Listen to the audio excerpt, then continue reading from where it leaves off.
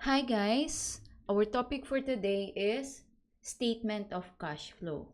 Finally, nagawa ko na ang statement of cash flow. So, statement of cash flow.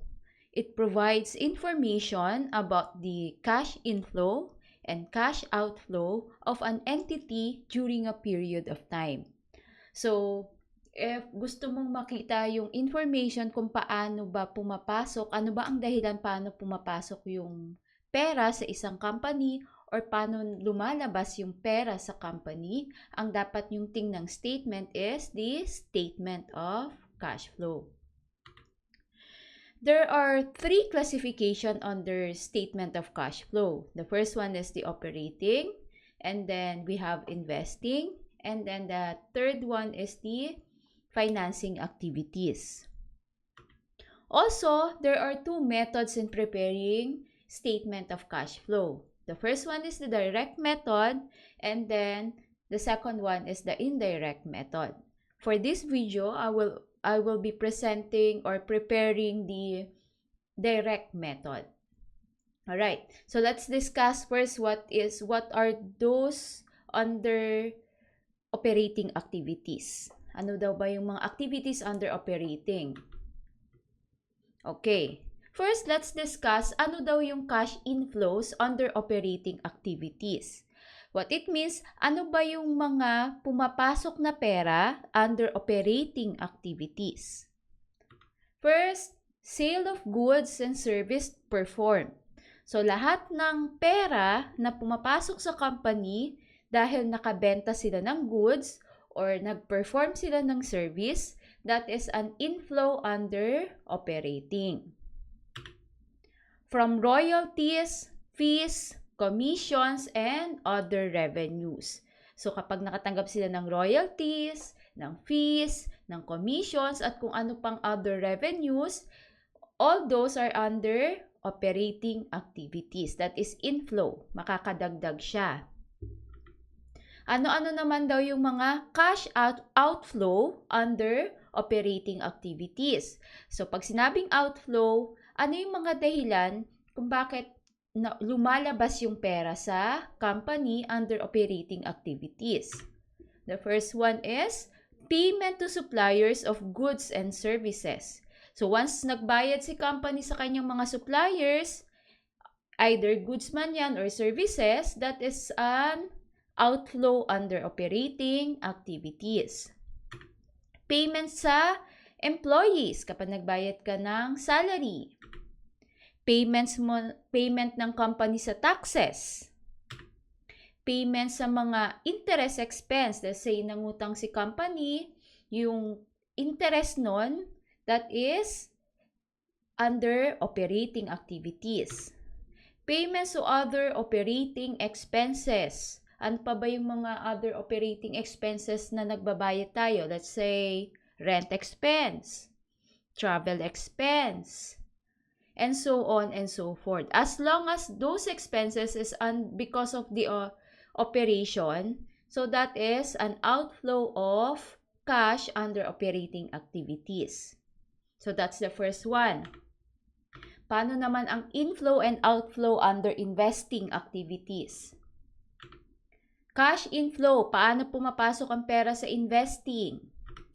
Sale of property and equipment.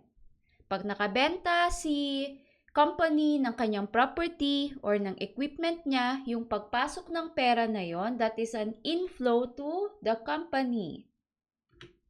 Sale of investments in debt or equity securities. So let's say, nag-invest si company, nagbenta siya ng equity niya or ng securities nila, that is inflow sa investing activities. Collection on notes receivable in investments. So kapag nakakolekta sila ng pera under notes receivable under investment, that is inflow. Outflow, paano naman lumalabas ang pera under investing activities? First, payment to acquire property and equipment. So kapag nagbabayad si company para makabili siya ng property at saka ng equipment, that is a cash outflow under investing. So, let's say, an example is bumili sila ng sasakyan, bumili sila ng bagong computer equipment. Yung pagbayad na yon, that is outflow sa investing. Payment to acquire debt and equity securities. Kung mag-a-acquire naman sila ng pagkakautang or bibili sila ng equity securities, that is outflow naman siya. And lastly, payment to notes receivable in investment. Kapag ang company naman ang magbabayad sa kanyang mga notes receivable under investment, that is outflow or paglabas ng pera under investing activities. Ang pangatlo naman is financing activities. Sa financing, paano ba pumapasok ang pera? Sa cash inflow, investments by owner. So kapag nag-invest ang owner sa company, na cash yung ininvest niya, that is inflow under financing. Issuance of notes payable in financing. So let's say, nangutang sila sa isang financing firm. So may dumating na pera sa kanila kasi nangutang nga sila under promissory note. So that is inflow. Cash outflow. Ang paglabas naman ng pera under financing is payment of owner in the form of withdrawals. Let's say nag-withdraw ng pera si owner sa company, that is cash outflow. Payment to settle the notes payable financing. So this time around naman, pag nagbabayad na si company ng kanyang notes payable under financing, so that is cash outflow. Okay, so those are the 3 activities. Una, ang kailangan nyo lang tandaan guys, ang pinag-uusapan sa statement of cash flow is yung paglabas at pagpasok ng cash. Walang kinalaman dyan kung bumili ka ng, baka sabihin nyo kasi, let's say this one. Oh, ito, bumili ng property. Pero outflow siya. Kasi nga, ang pinag-uusapan natin yung pera. Anong nangyari sa pera? So, that is an outflow. Lumabas ang pera. Even though may nakapasok na property or may na-acquire na property at equipment si company, i-minus pa rin natin siya kasi may nalabas na pera. Okay? So, para madalian kayo gumawa ng statement of cash flow, ang pagbabasihan nyo parate ay si cash ledger. Yung ledger na cash. So, this is an example ng cash ledger. Ito yung ledger ni, sino to? Ni Jimmy Communication. So, ito yung cash ledger niya, if matatandaan nyo pa siya. Okay. Tingnan natin. Alright. Again, this is the ledger, general ledger under cash ni Jimmy Communications. If matatandaan nyo pa si Jimmy Communications. Ito yon. What we're going to do now is i-classify natin yung kada transaction, yung kada amount, if it is an investing, or it is operating, or ano ba siya, or financing ba siya. Okay, the first one, investment of owner. Diba? Kapag investment daw ng owner, that is financing. Next, purchase of service vehicle. Okay, pag nag-purchase ka ng service vehicle, that is investing. Then we have payment of electricity bill.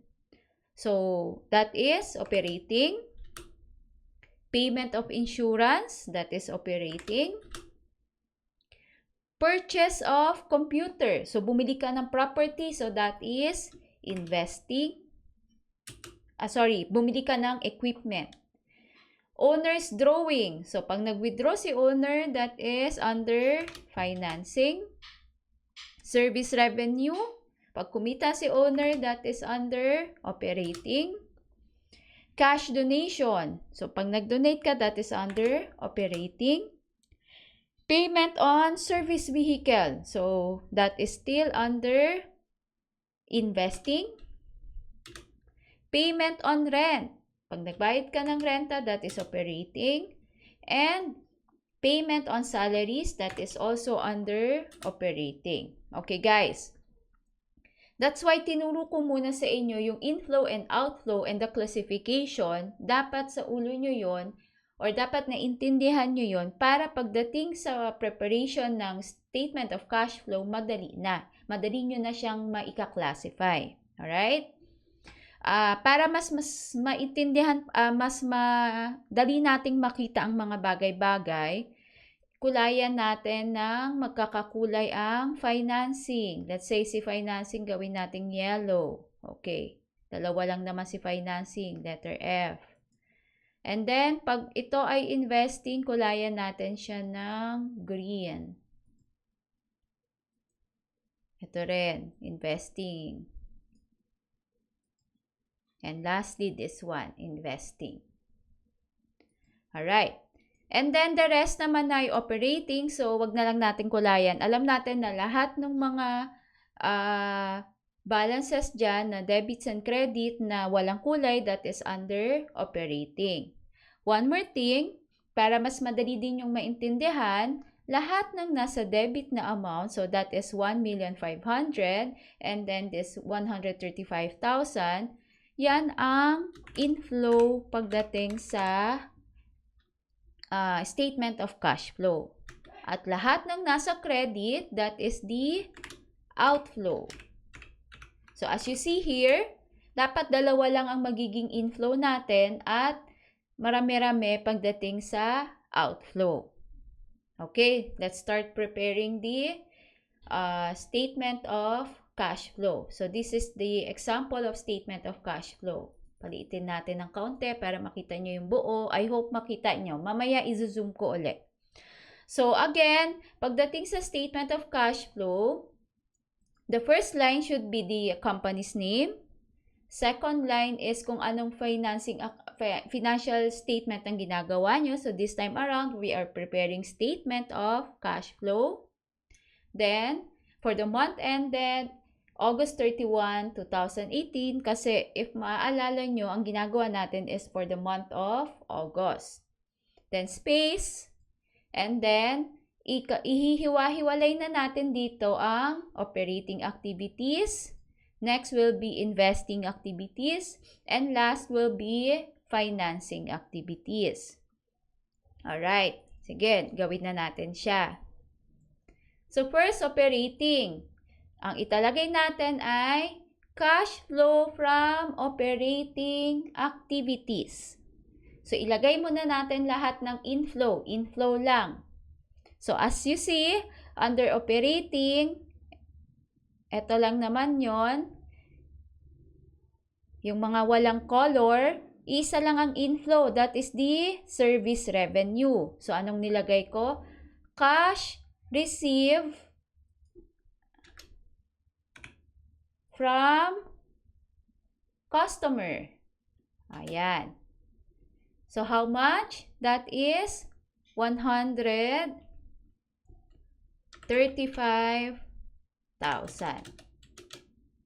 So, tapos na natin to. Then, the rest ng mga walang color ng mga operating ay outflow na daw. So, let's have outflow. Next will be payment of electricity bill. So, ang nilagay ko ay payment to utilities. Ito naman guys, up to you kung paano nyo siya ilalagay here. Kung paano yung mga wordings nyo or yung phrase nyo as long as naiintindihan siya. So, akin ang nilagay ko payment to utilities. How much? That is 1,600. Since this is a credit, so that is an outflow. Kapag outflow siya, that means that is negative, right? So, 1,600. 600. Then, we have payment of insurance. Again, that is credit. So, outflow siya. So, that is negative 12,000. We also have cash donation. So, that is payment for cash donation. That is 10,000. Then, payment on rent. That is 11,000. So, as you see here, nilagay ko rin, payment on rent. Then, lastly, payment on salaries. How much? 12,000. Okay, mali itong total na to. So, paano ba ito total to?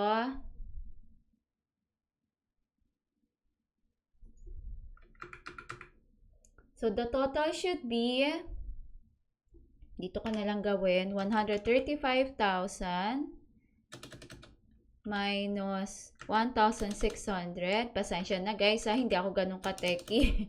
Minus 10,000 minus 11,000 minus 12,000.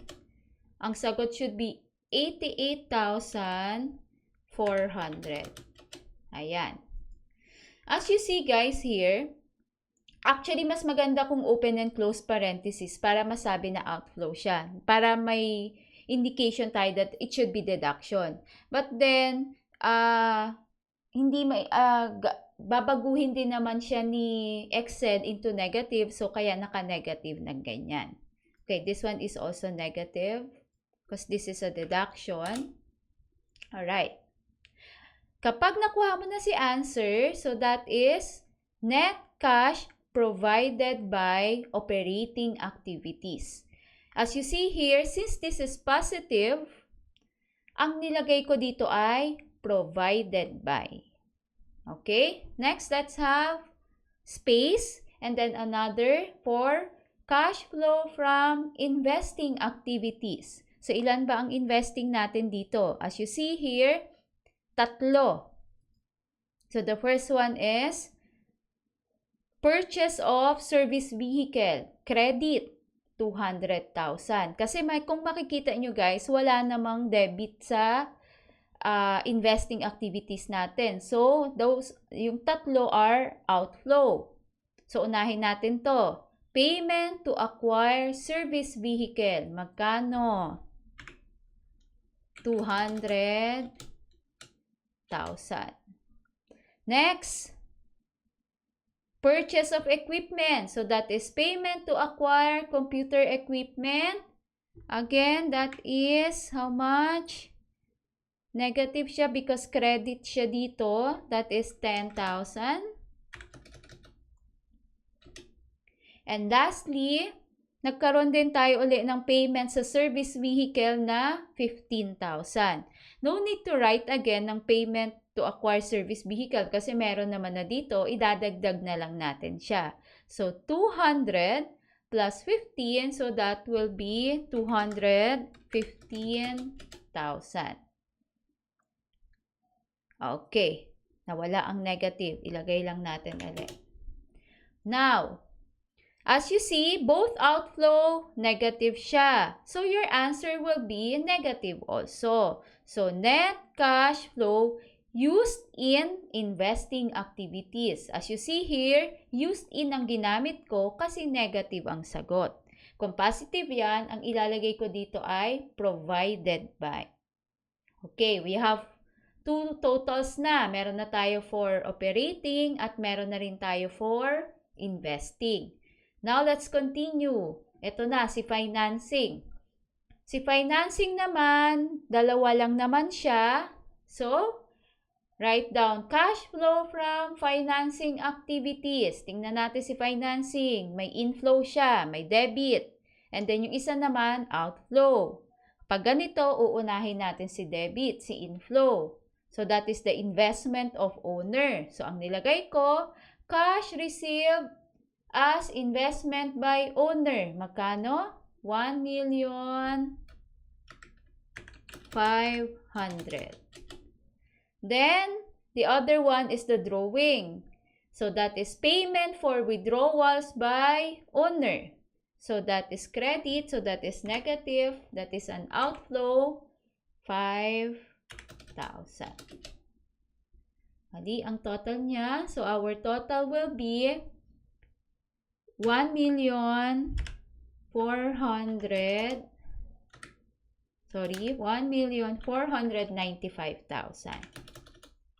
Ayan. Murahin muna natin ito guys at mali naman ang sagot. Okay. So now we have 3 totals. Ang operating activities is 88,400 positive. And then for investing, 225,000 negative. So that means you will deduct that. Then we also have financing activities na 1,495,000 positive. So what will you do? Ipag-a-add lang yan, yung negative ima-minus. Okay, so 88,400 minus 225,000 plus 149,000 1,495,000. Okay. So, our net increase, this is an increase kasi positive pa rin naman yung sagot. Kapag negative na ang sagot dyan, this will be a decrease. So, our answer will be 1,358,400. So, how will you know kung tama ang sagot nyo? You compare your answer sa cash flow under net increase in cash doon sa ledger. If parehas ang sagot, that means correct yung sagot nyo guys. Okay? But then, it will not end here.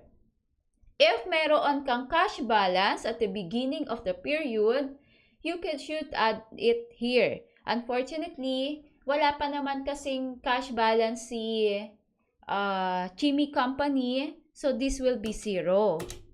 So, if ever meron, ipag-a-add lang, that will be the cash balance at the end of the period. But this time around, since wala, we will just copy 138,400. Ayan. Yan na yan. Tapos na siya. Okay. Pakita ko sa inyo ng mas malaki ha. Ayan guys. So, this is the statement of cash flow ni Chimmy Communication. Okay, sana may natutunan kayo. Sana na-gets nyo. Pasensya na kung medyo natagalan akong i-explain ito, i-present sa inyo ang statement of cash flow. Kasi nahihirapan ako kung paano ko siya ituturo. As you see, pabago-bago, medyo nabubulol ako. Alright. So, yeah, thank you. If naintindihan nyo, may natutunan kayo, please like and subscribe. Bye!